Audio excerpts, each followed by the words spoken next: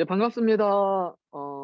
2022년도 상반기 첫 번째 목장 모임, 지난 주일 담임 목사님 말씀에 대한 요약을 해드리도록 하겠습니다. 마태복음 강의 25번째이고요. 예, 간음과 순결이라는 제목의 말씀입니다.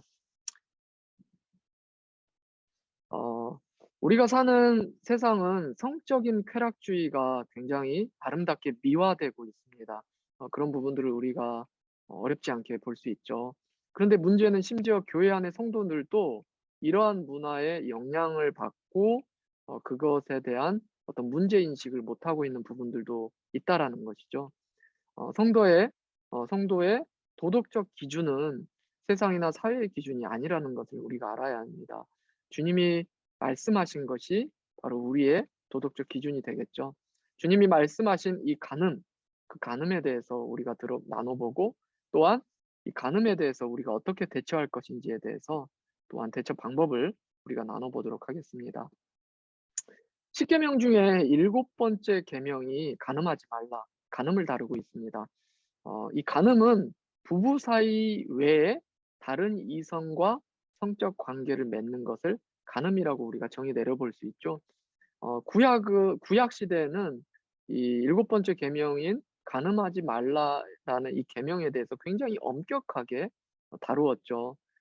간음죄는 사형이었어요. 그래서 인제 유대인들은 이 간음죄에 대해서 엄격하게 다루기는 했지만 문제가 있습니다. 드러난 행위들에 대해서만 간음으로 국한시켰다라는 것이죠. 그런데 어 이제 주님은 이 간음을 어떻게 말씀하십니까? 주님은 "간음이 마음에서 시작한다."라고 말씀하고 있다라는 것이죠. 이 유대 사회에 정통적으로 알고 있던 이 간음죄에 대해서 굉장히 충격을 던져주는 말씀이었습니다. 그래서 "음욕을 품고" 이렇게 본문에 보면 말씀하고 있는데 "음욕을 마음에 품다." 근데 이 음욕이 무엇일까요? 이 음욕은 성욕과 구분해야 되겠죠. 성욕은 부부관계 안에서 허락된 사랑의 표현이자 기쁨이고, 우리가 알고 있는 것처럼 인간의 기본적인 욕구입니다. 식욕과 비슷한 개념을 우리가 생각할 수 있죠. 인간의 기본적인 욕구예요. 하나님이 주신 부부 안에서 누릴 수 있는 선물이죠. 그런데 음욕은 부부가 아닌, 배우자가 아닌 대상일 때 이것을 음욕이라고 표현할 수 있고, 이건 육체의 정욕이고 악한 욕망이라고 말할 수 있죠. 그래서 "음욕을 마음에 품다."라고 말하기 때문에 이 간음은 마음에서 시작된다라고 드릴 수 있어요. 근데 이 마음이라고 하는 것은 이 감정 또는 감성적인 부분만을 생각하는 게 아니라 상상 또는 생각까지, 즉 지적인 부분, 감정과 지적인 부분을 모두 통칭해서 마음이라고 말할 수 있는 거죠. 이렇게 우리가 정의를 내린다면, 예수님의 말씀에 의거한다면 간음과 성적 순결에 대해서 완벽하게 죄를 짓지 않는 사람은 아무도 없다라는 거죠. 언제든지 우리는 마음 안에서라도 우린 넘어질 수 있는 죄인 된 상태라는 사실을 우리는 반드시 생각해야 된다라는 겁니다. 그런데 이 마음에서 비롯된 이 간음은 보는 것으로 발전한다라고 말할 수 있어요. 그래서 주님이 말씀하시죠. "음욕을 품고 여자를 보는 자, 또는 이성을 보는 자." 성적 욕망을 채우려는 대상을 찾는 것으로 이 눈으로 본다라는 것은 그 욕망을 가지고 대상을 찾는 행위이죠. 그렇기 때문에 보는 것이 어떤 직접적인 행동은 아니라고 말할 수 있을지 모르겠는데, 주님의 기준에 의하면 보는 것은 이미 행동입니다. 그렇기 때문에 간음은 직접적인 행동뿐만 아니라 마음에서 비롯돼서 보는 것까지도, 그런 마음을 갖고 보는 것까지 주님은 "간음이다." 이렇게 말씀했다라는 것을 우리가 기억해야 할 것입니다.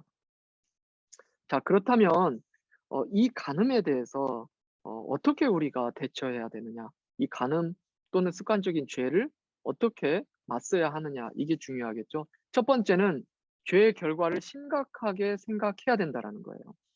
모든 죄와 마찬가지로 간음도 그 죄값은 사망입니다. 지옥불에 떨어진다라는 것이죠. 이 어마어마한 죄이기 때문에 우리 주님이 이 죄값을 치르기 위해서 직접 십자가를 감당하셨다라는 거예요. 그러니까 죄의 값은 그렇게 가볍지가 않아요.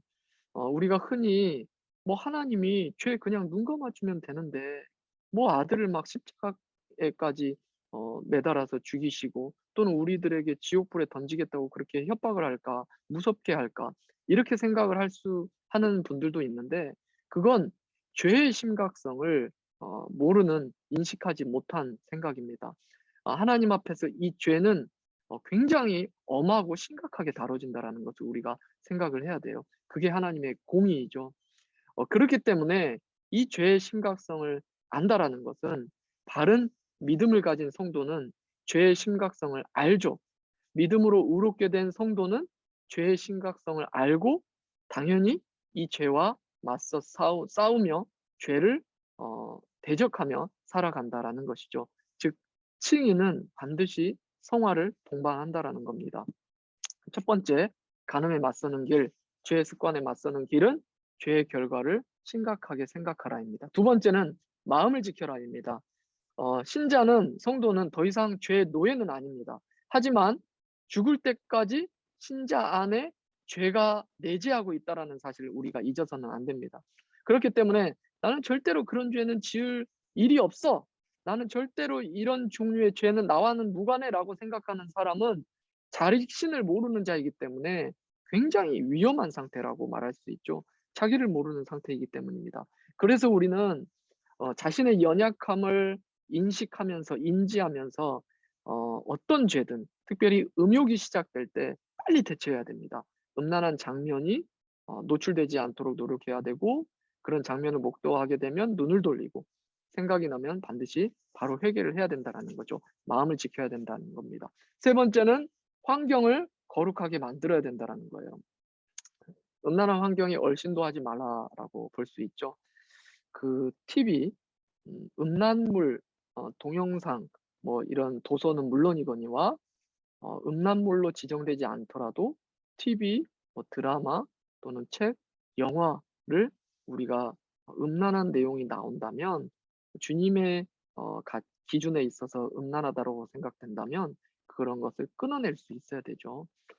그리고 대상도 마찬가지예요. 다른 이성과도 우리가 부부 간의 관계가 아니면 이성 간의 관계도 우리가 어느 정도 거리를 유지하는 것은 필수적이다라고 말할 수 있습니다.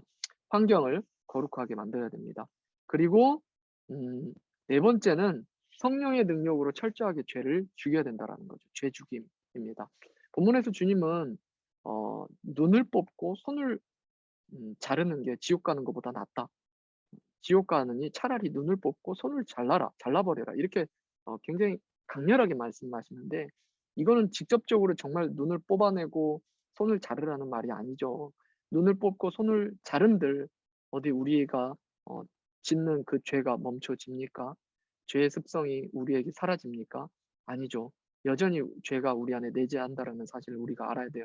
그렇다면 이건 직접적인 표현이 아니라 과장법이죠. 그만큼 철저하게 죄 죽임을 우리가 계속해서 가져야 된다라는 것이죠.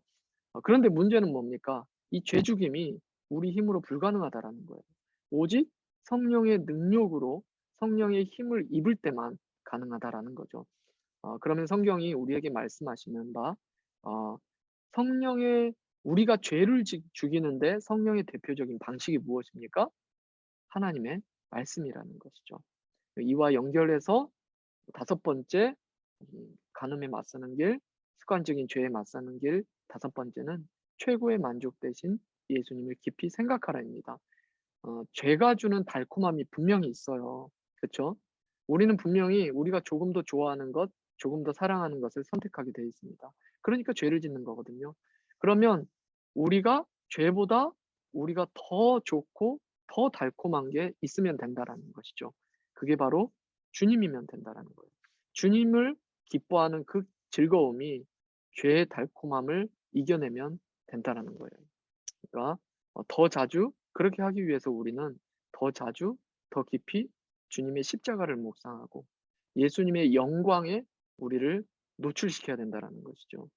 말씀에 가까이 하는 길이 또는 주님을 묵상하는 길이 바로 최고의 만족 되신 예수님을 깊이 생각하는 어 간음에 맞서고 죄에 맞서는 그 최고의 방법이라고 말할 수 있을 것입니다.